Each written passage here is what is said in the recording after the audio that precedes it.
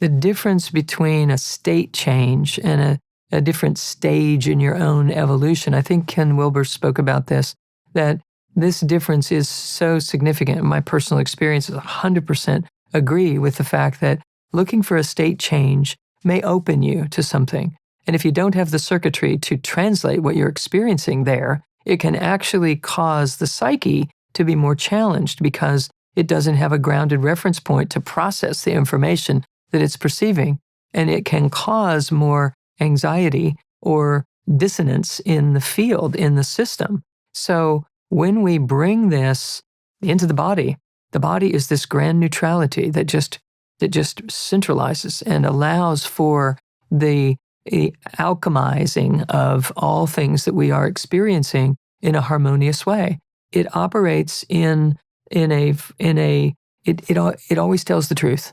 The body isn't delusional. The mind, another story. But the body will ground the mind and allow you to translate. So when we build the circuitry to support who and what we are at this moment now, and we're meditating and we're opening to things in a natural way, we're going to drink in more and more high frequency vibration. And if we know what to do to anchor and embody and integrate those new high frequency versions of ourselves, our body then illuminates more. It vibrates at a higher frequency. Disease conditions don't exist in these higher frequencies. The grudges that we hold mentally and emotionally can't be sustained in these higher frequencies. When we're infusing this into our nervous system and into our subconscious cellular memory and into the cerebellum that is housing all of this, other aspects of memory, and the amygdala and hippocampus are now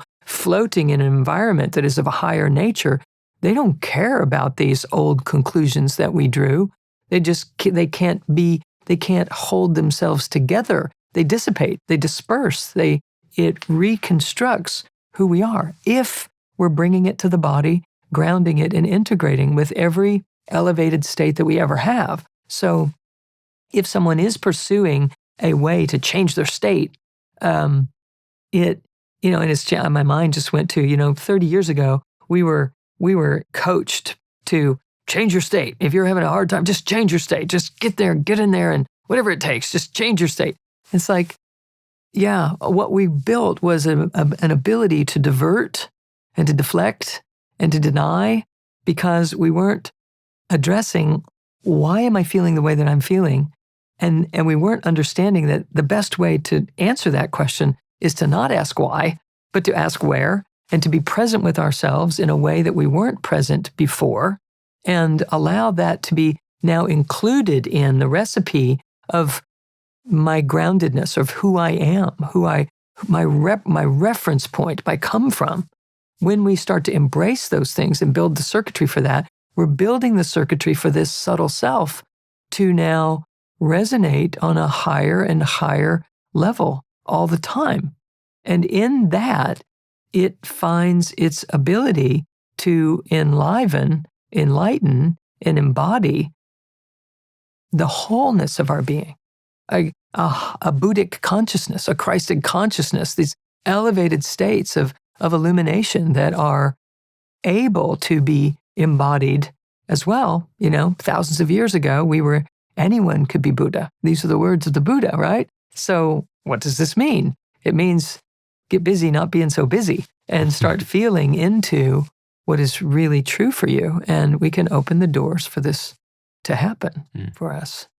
Yeah, I think it allows us to stop forcing and pushing for these different state experiences. And I get this image of just like an oscillating, it's like the inhale and the exhale, the contraction, the expansion, the moment of revelation and the moment of integration, and how these are like forces that are like the Ida and Pingala, like, weaving together to slowly build and expand the vessel of our cup, for example, for water or for divine consciousness, or, any word you want to use to be able to hold it.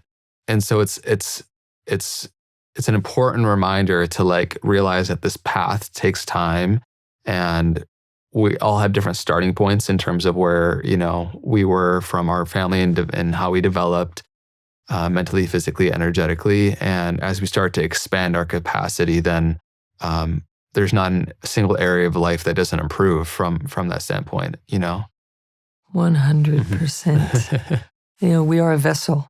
And the reason that the cup runneth over has been a statement that has, that lingers, that stays, is that as we gather ourselves into this deep core self, we recognize there is a constant pouring in of this higher frequency energy. It's constantly feeding this whole system. And as we focus on becoming the vessel and filling this vessel and becoming that which is filling the vessel, we become this light that builds and fills until it opens that trap door between the subconscious and the conscious, and we arrive into these higher states in a very grounded and embodied nature and fashion. And as such, when the cup runneth over, I think that when those words were initially stated, it was referencing this toric field that was flowing because the vessel was filling and it was pouring out from us in a state of abundance, as if pouring in from the divine, if you will, and filling this vessel that we are, and then giving us an opportunity to recognize, I too am what's in the vessel, what is filling the vessel, not just the vessel. I'm not just the vehicle. I'm the essence that is filling this vehicle, that actually built this vehicle so that it could have an experience of itself here. And so when we become that one, all as a byproduct of releasing, letting go, those surface levels, the protective personality dropping into the true essential self, discovering it, sitting in the silence with it, breathing there, then we start to recognize, whoa, there's some sensations in here. Whoa, there's some light in here. There's some effervescence. There's some this ecstatic ananda that you're experiencing and sharing about. And that is a sign that you're onto it. You're onto it. And as you continue to let this vessel fill, what pours over is you. You start to recognize the true authentic self isn't just a station that I find.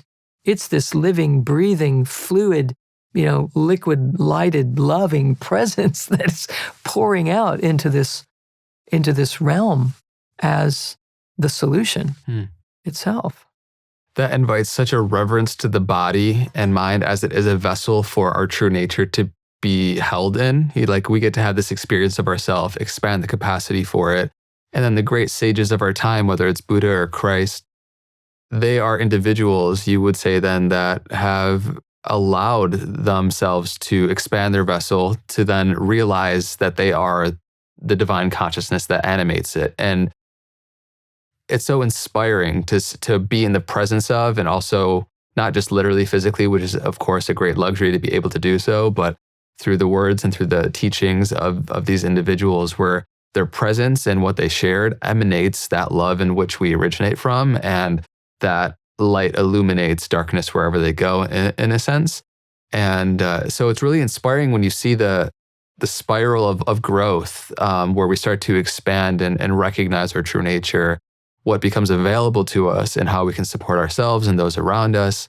And I think when we start to see progress, when we see momentum, and we see the fruits of this recognition, it becomes enticing to really devote our life to it more and more each day.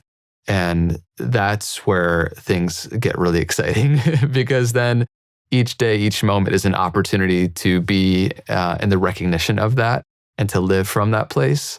And our challenges and our struggles and strife then are perceived from a different place, as opportunities rather, for purification.